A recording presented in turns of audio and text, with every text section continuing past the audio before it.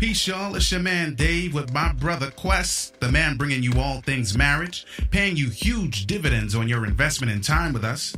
We're talking about love, sex, having children, money, spirituality, life, communication, and anything else to help you thrive and win in your relationships. And guess what?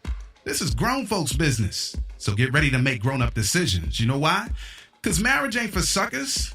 That's the name of the program. Marriage ain't for suckers. All right, let's get into it. Hey, yo, Quest, it's time to give the people something, man. What we talking about today? Man, I love it. I love new beginnings. Uh-huh. You know what I'm saying? New opportunities to do new things. You know what I'm saying? So Yes, I'm sir. wide open right now. But for everybody else listening, welcome to another edition of the Marriage Ain't for Suckers podcast. I am your host with the most, Quest, alongside the man. You know what I'm saying? My man. Hey. You know what I'm saying? L. David Harris. Get on the mic. Yo. MC. This is good, man. So I'm delighted to hang out with you today, Quest, as usual. But today's a special day. So today's is a little bit special because we're not on Facebook Live today. We on YouTube Live. Yes. Shouts out to all our friends at YouTube. You know what I'm saying? And shouts out to you for, our discussions and saying, hey, let's create this catalog. So yeah, man. Yes, sir. Yeah. I love it. And guess what? We're going live audio today too. For everybody on iHeartRadio, TuneIn, and other outlets, they're able to listen live. Not the people that just pick up the podcast, but the full broadcast folks are able to hear this right now live. Yeah. So this is a good thing.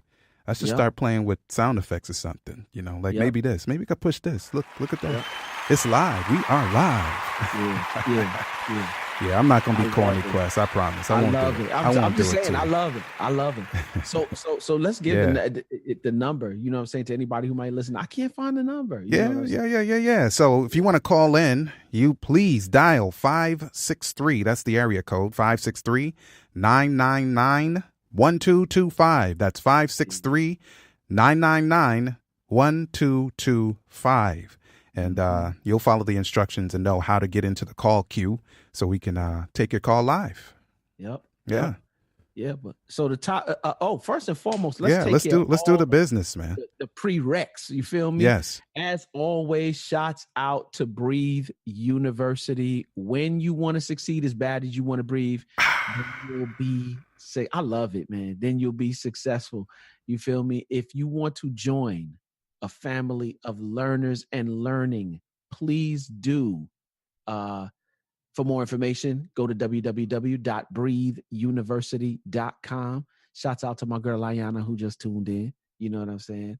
Okay. More information, go there. Just real quick, man, the last conference, a Stay Ready conference of the year, will be happening in Los Angeles, California. If you want to be in the building, I promise you they have been phenomenal thus far with Inky Johnson, Jeremy Anderson, and David Shands, and of course, the man, the myth, the legend, Dr. Eric Thomas. It's just been a phenomenal experience altogether. Each and every conference is different and lovely in its own right. The last one of the years happening in November 12th in LA for LA stand up. LAX. So yeah, if you want to be in the building, please do go by etinspires.com to get your tickets now. Nice. Yep. That's good stuff, man. I'm glad that, Breathe You is always moving. Right, what do you say?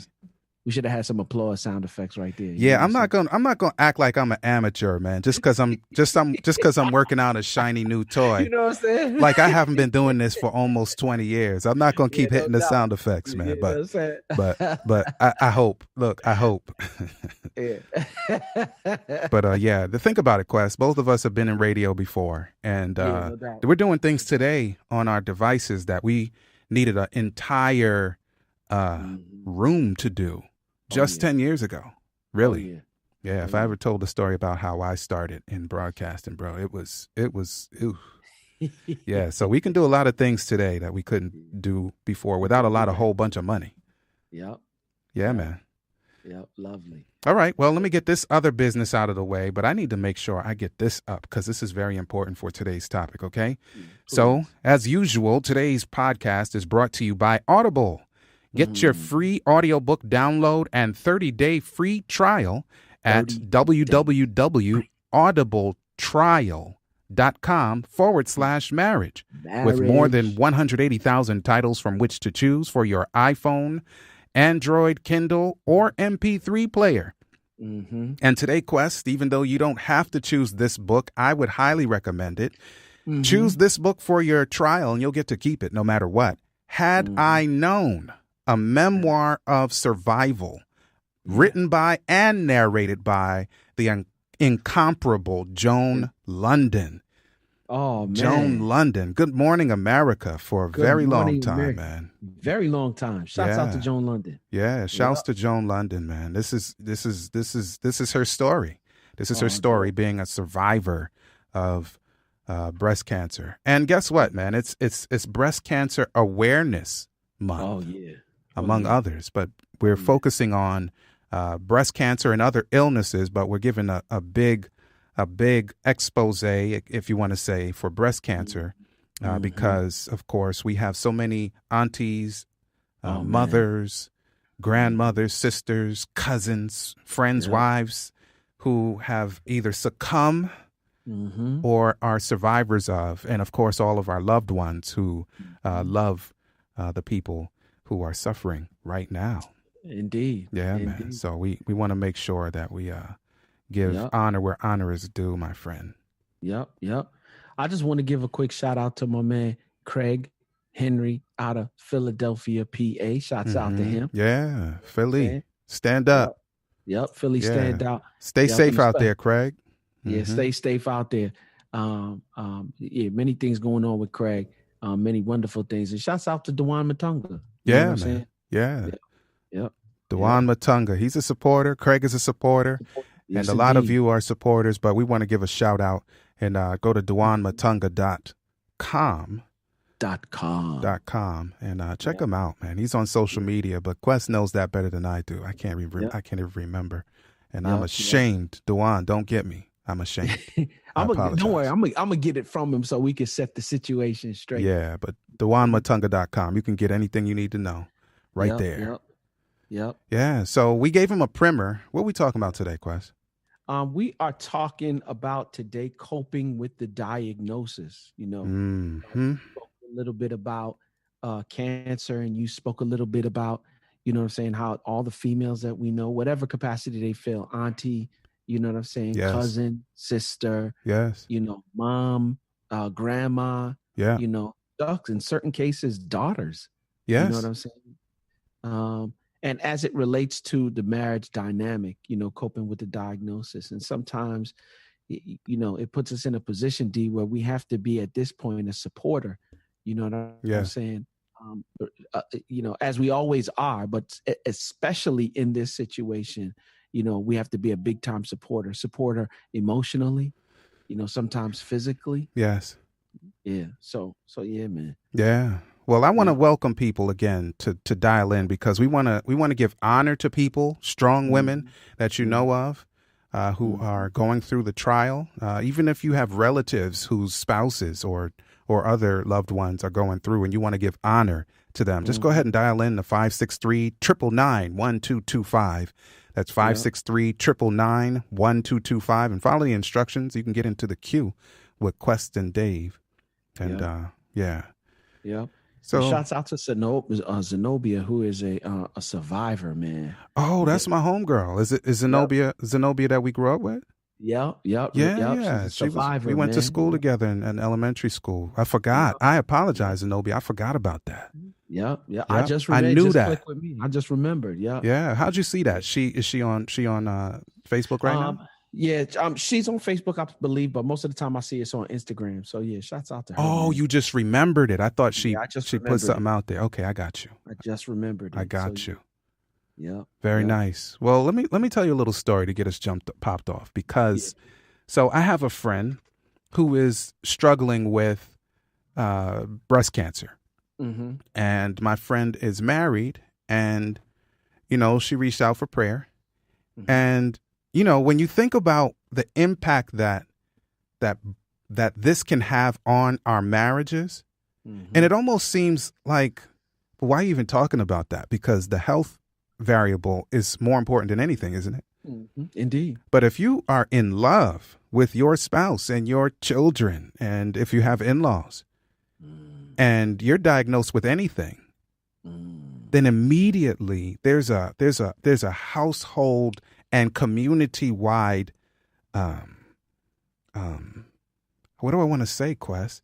Impact. Because I'm trying to be sensitive, but there's an impact where everybody feels when you're in pain, I'm in pain.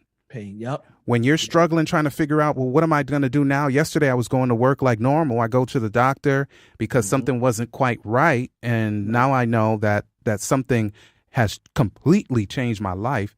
Mm-hmm. So how do we sort of bind together and be as much support as possible, be a strong support? Yeah. And at the same time, life does continue. Like it's an interesting balancing act. Yeah. Yeah. It's crazy, D. When you say how do we bind together, I think a large portion of it comes with, I mean, for real, my mind goes to the conferences that we're currently in, the Stay Ready conferences. Mm-hmm, mm-hmm. A lot of the times we're event ready. Instead of staying ready for everything. Gotcha. Yeah. And I think as we deal with coping with the diagnosis, I think we need to move from being event ready to just staying ready, period. Yeah. When we get up in the morning, mm-hmm. do we have the mindset, and this shouldn't change our outlook on life, but do we have the mindset to say or think to ourselves that this could possibly be the worst day of my life? Yeah. It could be the best day of my life.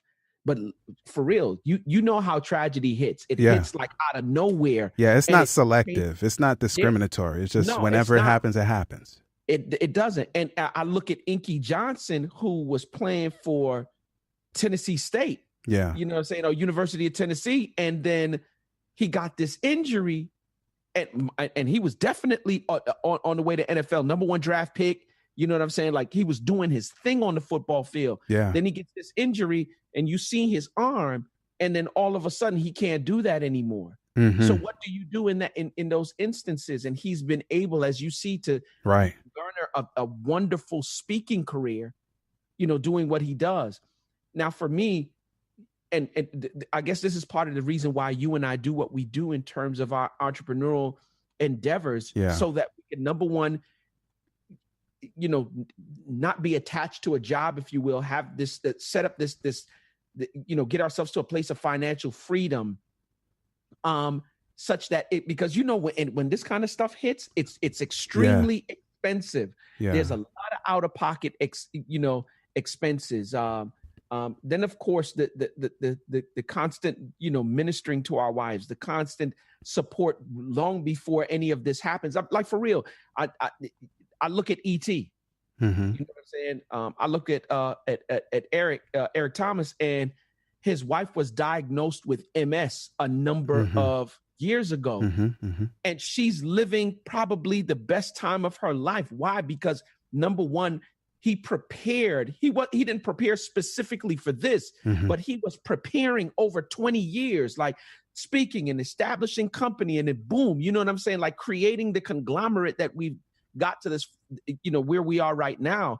And the medicines that come along with MS are so expensive, but he can pay for it and not even miss it. Yeah.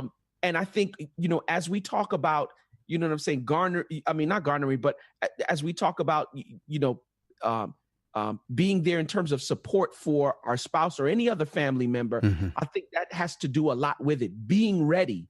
You know what I'm saying? And what does that look like? You know what I mean? Yeah, I want to read a statistic, and I have a couple of sites to share with people. This statistic is actually from breastcancer.org, and one of the things that they cite, and it's chilling. I just need to be frank with you. The site says that about 40,600 10 women in the United States, and that's just the United States, Quest, are expected to die in 2017 from breast cancer, though death rates have been decreasing since 1989. Yeah, Women under age 50 have experienced larger decreases. These decreases are thought to be the result of treatment advances, earlier detection through screening, and increased awareness. And I saw on television yesterday, I forgot which program now, and I'm ashamed, where they were sharing with women how to do self-exams and get ahead of sort of the surprise of, oh my goodness, I am so far along with this cancer. But listen, man, I stumbled upon a couple of good things. One is the Pink Ribbon Girls. Pink Ribbon Girls. So you want to go to pinkribbongirls.org. And this is really cool. The about page is so incredible. The mission is Pink Ribbon Girls provides healthy meals, house cleaning. You talk about your life-changing quest. These simple things that you kind of don't even think about. You just get up and you do them. Yeah, they're providing healthy meals, house cleaning, transportation to treatment, and peer support to individuals with breast and women's reproductive cancers.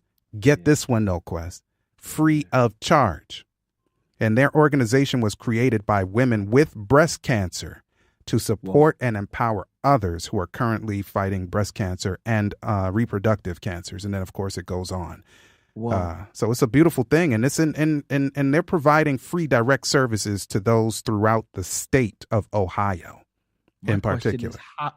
How do they get the funding, through grants, or that's what's blowing Listen, me? man, they got a big donate button, so go there and help them out, man. Help your sister, help your mother, help your auntie, help your grandmother by going to pinkribbongirls.org and clicking that donate button, and you get all the information you want to get about that. And of course, they're set up in the United States as a 501c3 nonprofit organization. So that's a blessing. Wow. And Quest, less people think that only sort of smaller groups do things like this, or organizations. I didn't know this, Quest. I was watching in a commercial came up. Wow. Ford. You know them? Yeah. Ford Motor Company. Wow. I did not know. Listen, they have been active in the fight against breast cancer since 93. And over the last 22 years, they have dedicated $130 million. Wow. And Warriors in Pink.Ford.com is where you can find out about that. It's so incredible, man. So big up to them, man. Big up to Ford Motor Company for that. Wow. Yeah. Wow. Yeah. Yeah. So I just want to tell them real quick, if you want to call in and chat with us today on the topic of coping with the diagnosis, man, dial in the number 563-999-1225. Yep. Yeah. Yeah, D. All right. That's well, major. Let me tell you a story. This is a story that's fearful to me. Mm-hmm. We have a relative who was diagnosed with colorectal cancer, Quest. Oh. Right? Yeah. And for whatever her reasons, she did not speak to her family, nobody in her family. Oh, come on. About it. Come on. And of course, any disease, but especially diseases as virulent as colorectal cancer, when it gets to the higher stages, your life completely changes.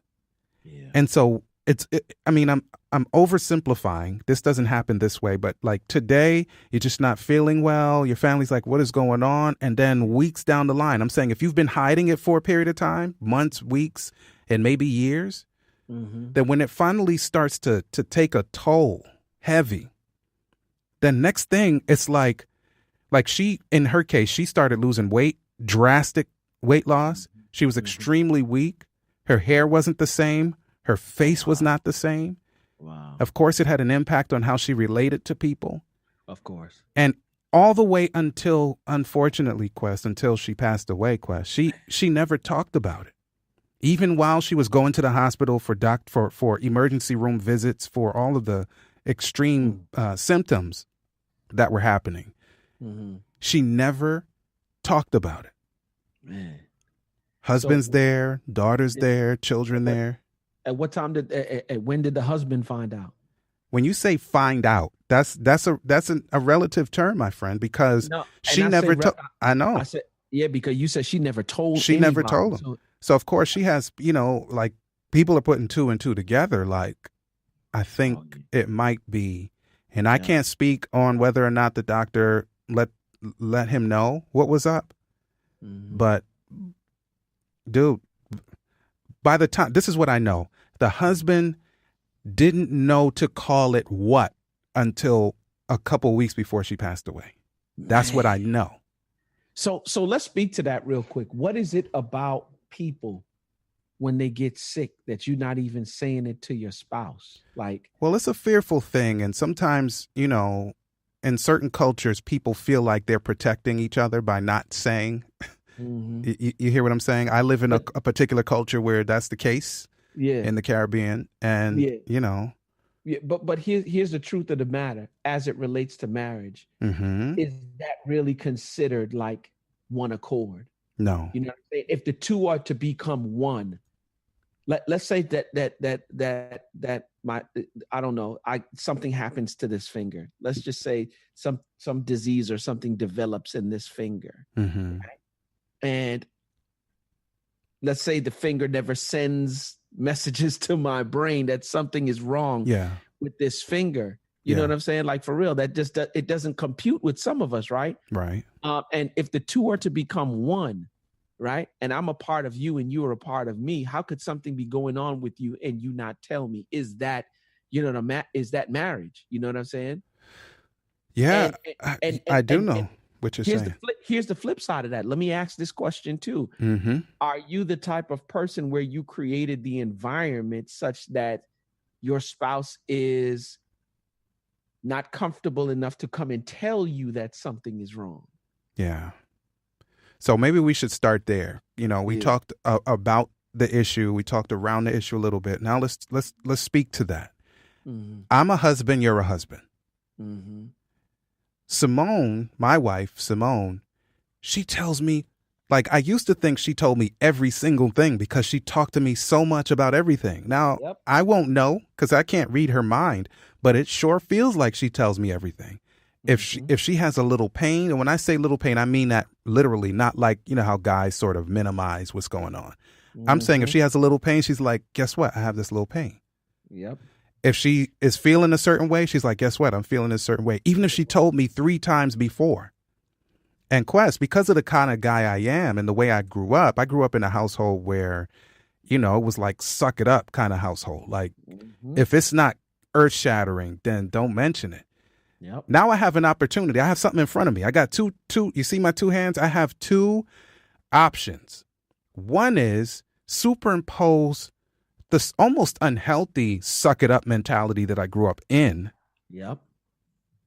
Accept that or adopt that, or say, wait a minute, who else would my wife be talking to about these things if not me? And I'll just say I picked B Quest. I went against my upbringing. I went against my hard New York City gruff that said, okay, so you got to, okay. And I'm like, okay, now let me listen. Let me pay attention. Because that is showing, in her case, it's showing love because she is believing that it, number one, matters to me. Yeah. Number 2, she finds confidence. She doesn't go around telling everybody that stuff. So there's a confidence level in her with me. And I could go on. So I have to see it as a positive thing. And I need to be likewise. I may not tell everything like she does, but the things that actually do matter. And I need to have a healthy perspective. You talked about emotional health. I need to have a healthy perspective. And if I'm feeling a pain, like I had a pain in my kidney one time, and I didn't act like it wasn't what it was. And I don't have any of the predisposition to it, to what I was feeling. I drink a ton of water, have a healthy lifestyle. But one night before I was going to bed, I felt like somebody banged me with a with a hook with something on the end of it, right in my kidney. Bam. And listen, man, I could have ignored it and just said, I'll get through it. Or I could drag myself to the room and tell my wife what's going on, and we get to the hospital. Yep. Faith and I were dating at the time, Mm-hmm. and I used to get these strained feelings in my back. Like, you know, like you pulled a muscle. Yeah. But it wasn't heavy. It was, and I never said a thing until one night, that same situation, it felt like somebody hit me in the back with a bat, and the pain would not stop. Yeah. Rushed me to the ER. Of course, she was in Charlotte and I was still in Atlanta. Rushed me to the ER, come to find out kidney stone. Yeah. But what information could she have provided for me had I shared that information with her? Right. I don't know if she could or if she couldn't, but I didn't share the information with her. Right. And because of that man thing, we just, it's all right. Yeah, it's good. Except it's not. Like, pain, like I say, like people talk about headaches. I tell people all the time, Quest, I don't get headaches unless I hit my head. Yeah. So if I start having headaches, I might need to mention that to Simone and stop, acting like it's nothing. Because it is something. If you have pain, unless you've just been working out or you've strained or traumatized something in your body, there is no reason for you to be experiencing pain. So we need to talk about that kind of thing. And women, obviously you do your breast exams and they tell you exactly how to do it. When you start feeling anything that fits in that category of the things that say to look out for, then it's time to go get the examination. Yeah. Quest and I are in our mid 40s. So fellas, you know what that means, right? Yeah. And I have to make my appointment next week. And I'm dreading the mid 40s exam. I'll just affectionately label it as the mid 40s exam. Inaffectionately, yeah. Yeah. But I think, again, the issue is the early diagnosis, early treatment is worth a mint. Yep. What I'd like, again, I need y'all to call in 563-999-1225 because I want to honor people. I want to honor people. I think I'll pick somebody to honor, man. Yeah. Can I do it? Yeah, sure. I can't just keep waiting for people, right? Oh, no, you can't. So I have a auntie, in quotes. Her name was Dawn Davis. Dawn, Auntie Dawn grew up with my mom in Hartford, Connecticut. She's a Jamaican. And from, way back in the day, I'm talking about before I was born, she was in Connecticut.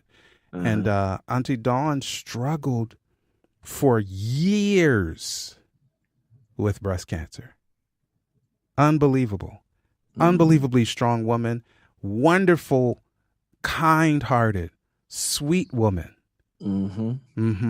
And her husband is a doctor. Her second child, which is her eldest daughter, is now an attorney. I don't know what her other children are doing.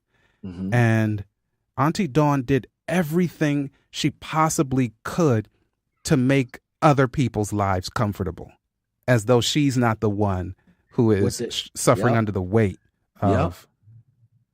And I remember she had a mastectomy twice, 2 separate times, if I'm correct. She had it at 2 separate times. I don't think she did both at once, but if I got it wrong, I apologize. But Auntie Dawn, I really want to shout out her memory because she left a lot of good things behind, my friend.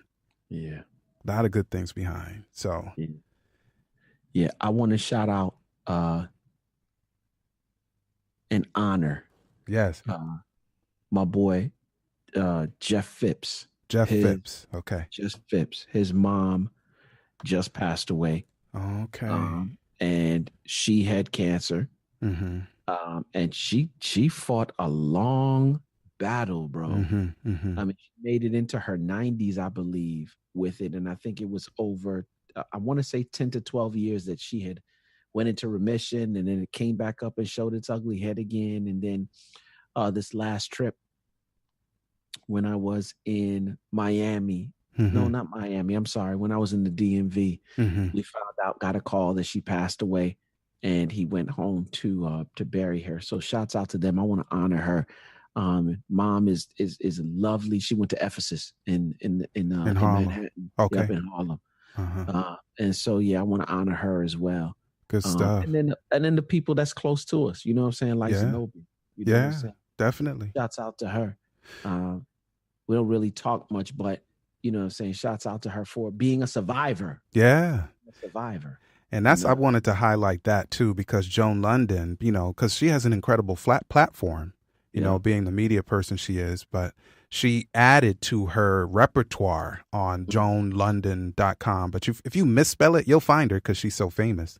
Yeah. But she has an Alive with Joan page, and it's video after video and a Ask Joan link. Video after video, like, for instance, one titled, "Your Genes Don't Have to Be Your Destiny," or "I Am a Survivor." And I haven't clicked that one, but I'm seeing a smiling face of a woman who clearly, and I see her face in another video, 4 days into my new normal. So it's a woman who's clearly, looked like her name is Abra, if I've pronounced it correctly. Celebrate, you're a survivor. Showing a video diary of how, you know, what her new normal is. Because it doesn't always have to be a death sentence. It's a new lifestyle. It's a change. And I remember a doctor named Dr. Day, a woman. She was a medical doctor who also was a professor in medical schools training doctors. And she was diagnosed, and she in her what she does now is teaches people how to deal with the disease naturally. When I say deal with it, don't read too much into it. I'm just saying how to move into that arena. And she said that getting better is a full-time job. And that's what a lot of people don't get. Like, you're not going to juice 35 pounds of carrots and get better. Like, that's not how it works. Even for people who are into the natural remedies like I would be. But it's a full-time job. So you have to, the family has to help invest all in helping with our loved ones who are diagnosed with anything, really. Indeed. Yeah. Indeed.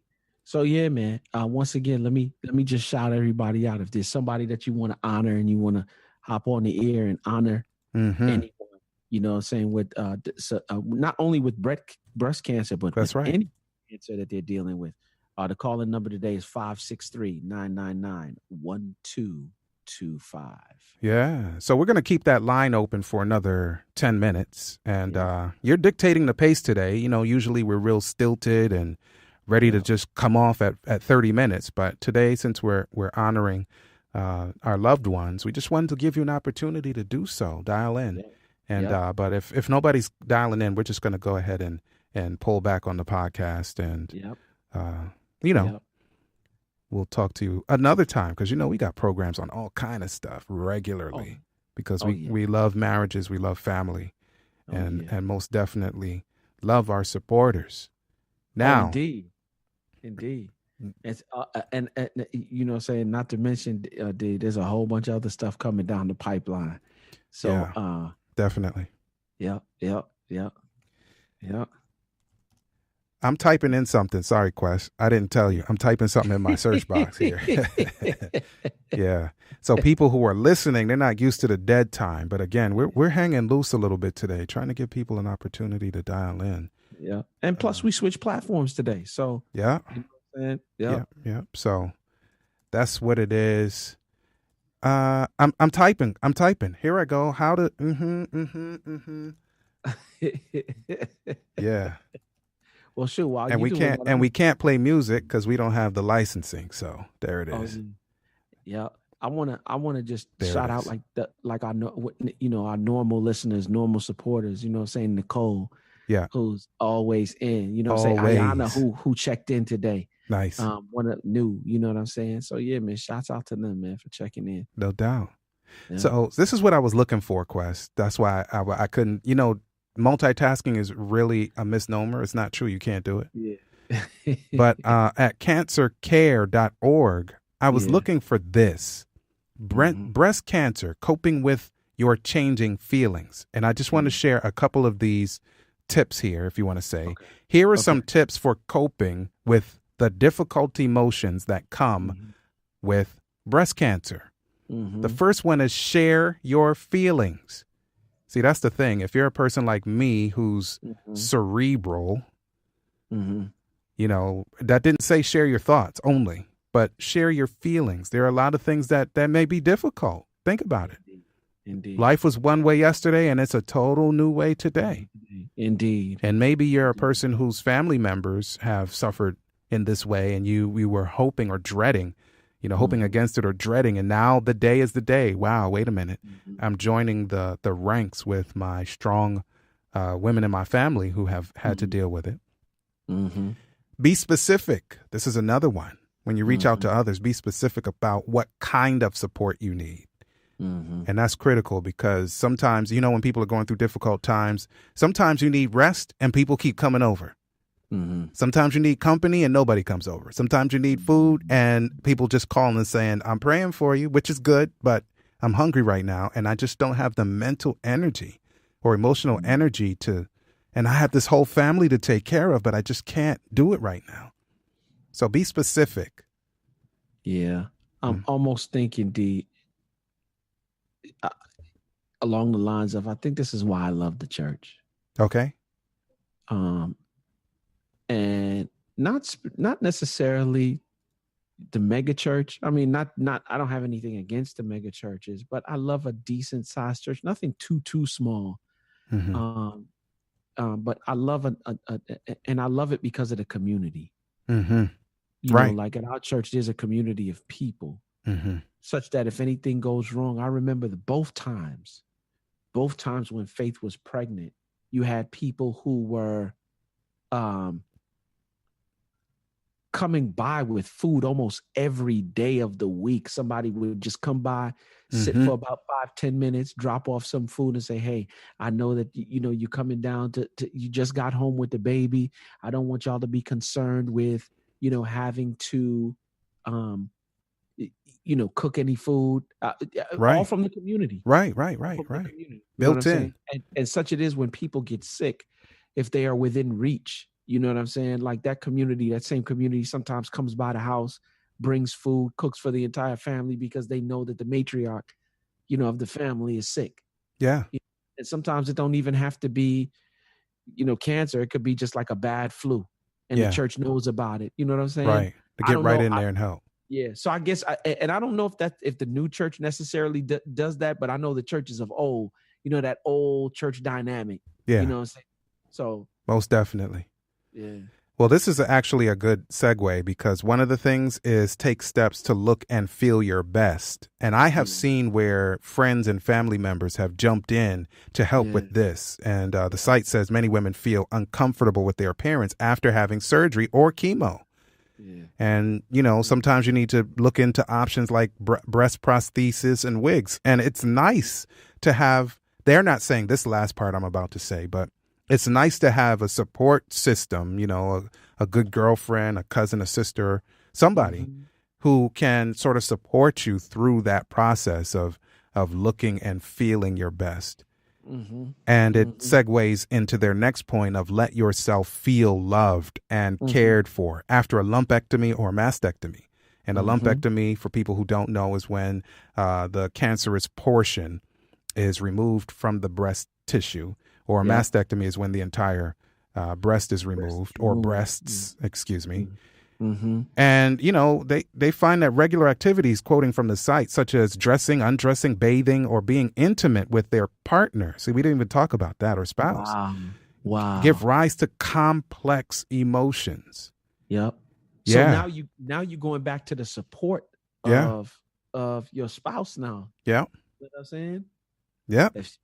You know, for some men, you know, we all know that we're visual, but you can't be too visual to the point where that causes, because now, you know, the very need that you need them for is the same thing that they need you for now.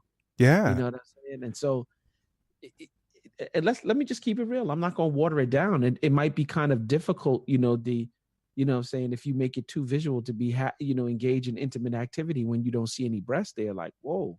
You know what I'm saying? And that like that's real for some. But at that point,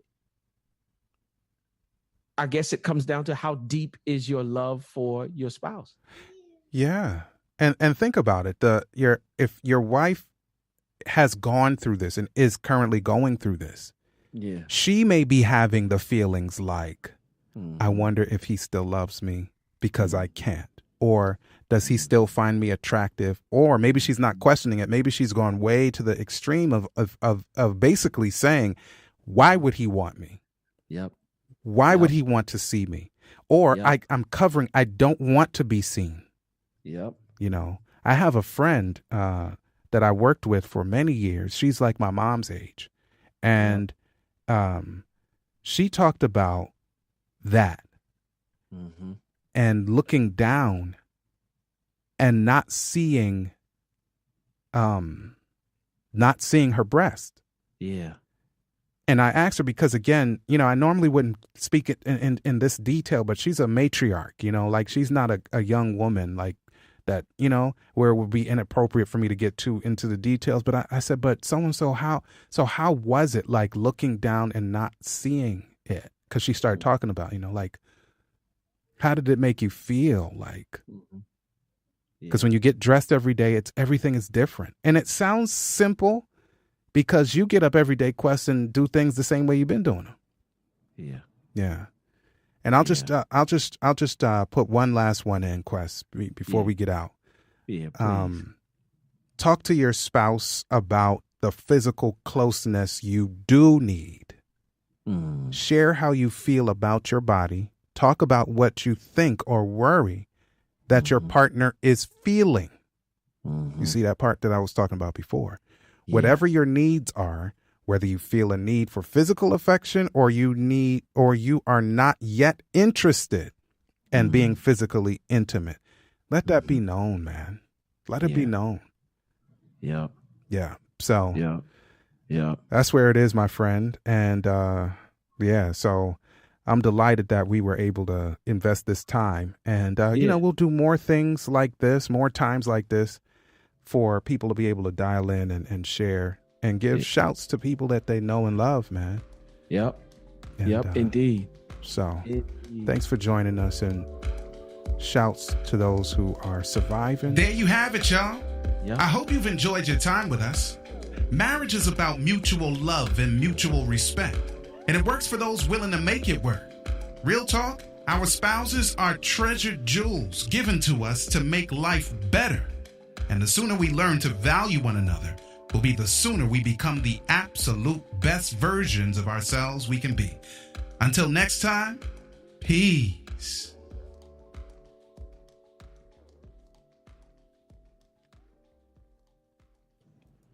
Until next time.